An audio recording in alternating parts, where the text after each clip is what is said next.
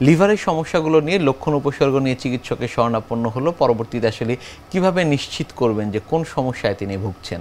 আমাদের কাছে আসার পর আমরা প্রথমেই রোগীর সম্পূর্ণ হিস্ট্রিটা নিব এবং রোগীর কাছ থেকে এবং রোগীকে আমরা আমরা যেটা বলি যে ফিজিক্যাল এক্সামিনেশন সেটা করতে হবে। সেখান থেকে আমরা অনেক ক্লু পেতে পারি, সেই ক্লু আমরা চিন্তা করব সেই অনুযায়ী। এবং লিভারের এরপরে আমরা ইনভেস্টিগেশন যদি আমরা চিন্তা করি, সিবিসি একটা আপনাকে ক্লু দেবে, কমপ্লিট ব্লাড কাউন্ট। সেক্ষেত্রে যারা যেমন সিরোসিসের রোগীদের হিমোগ্লোবিন কমে যায়, প্লেটলেট কমে যায়। আবার এটা যখন দেখা যাবে যে সিরোসিসের রোগী ক্যান্সারের দিকে চলে যাচ্ছেন, তখন আবার প্লেটলেটটা বেড়ে যায়।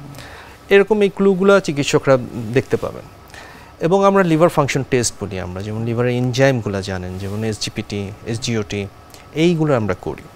ফ্যাটি লিভারের ক্ষেত্রে আমরা এই সিবিসি, এসজিপিটি, এসজিওটি, এইজ, এগুলো দিয়ে যেমন হচ্ছে অ্যাপ্রি-54 দিয়ে আমরা চিন্তা করতে পারি যে আসলে তার লিভারের ডিজিজটা কতটুকু বেশি। যদি হেপাটাইটিস হয় এবং হচ্ছে যেমন বিলিরুবিন আমরা টেস্ট করব, প্রথম বিন টাইম উইথ আয়এনআর, এটা আমরা দেখব যে রোগীর রক্ততঞ্চনটা স্বাভাবিকভাবে হবে কি না। এটা বেড়ে গেলে রোগীর স্পন্টেনিয়াস ব্লিডিং মানে রক্তপাতের সম্ভাবনা বেড়ে যাবে। অ্যালকালাইন ফসফেটেস আমরা একটা টেস্ট করি।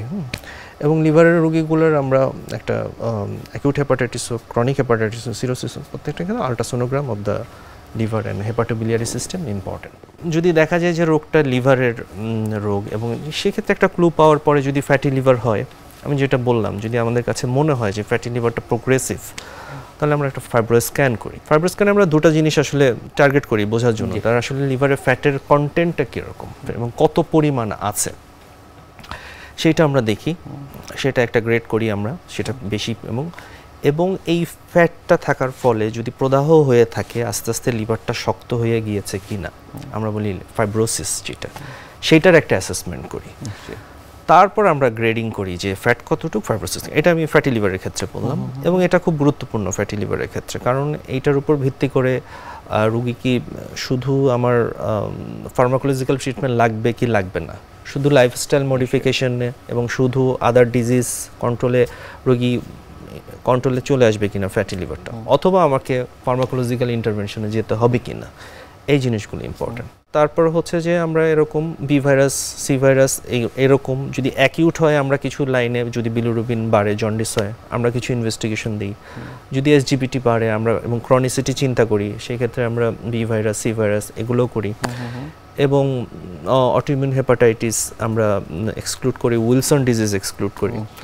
এবং এরপরে যদি আমার মনে হয় যেটা হচ্ছে কোনো অবস্ট্রাকটিভ প্যাটার্নে আমার হেপাটাইটিসটা হচ্ছে, সেক্ষেত্রে আমরা ওই লাইনে আগাই।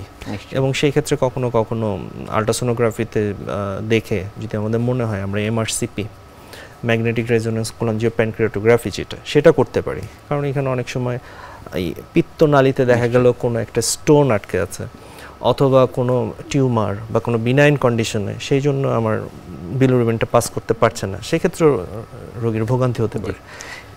লিভারের এই সমস্যাগুলো নিয়ে আমরা আরও কথা বলবো, তবে তার আগে আমাদের এই অনুষ্ঠানে একটি নিয়মিত সেগমেন্ট হচ্ছে বিভিন্ন খাদ্যের পুষ্টি গুণাগুণ সম্পর্কে আমাদের দর্শককে জানিয়ে দেয়া।